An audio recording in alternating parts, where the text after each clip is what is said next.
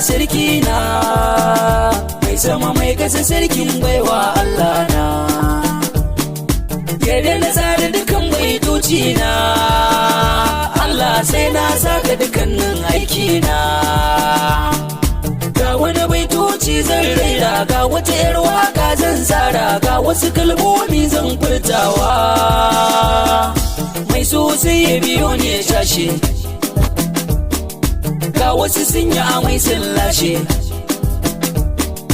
Wanda ya yi dacin soyayya sai ya rike ta da kyawun niyya, kar da ya kyale ta hanya. Wanda ya yi haka to zai dacewa, wanda ya yi akasin haka ya wauta.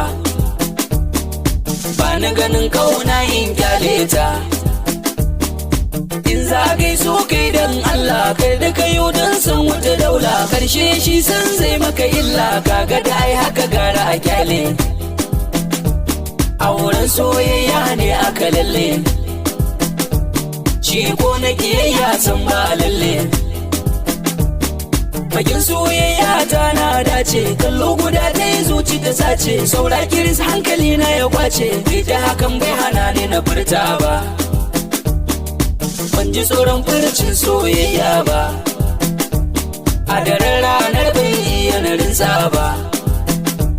Maka bude shafin soyayya, kauna ta zuciyar da ta sanya. Ba ta yi mun sharban wata ƙarya, to wannan shi ne soyayya.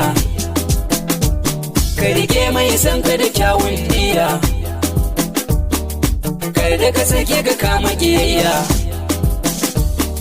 A nan mai waƙar da zai huta, lawan yan umar ne ku fahimta. Ga waƙar sai ku saurare ta, in kun ji barna kar da ku kushe ni. Ku sana a hanya sannan ku saita ni,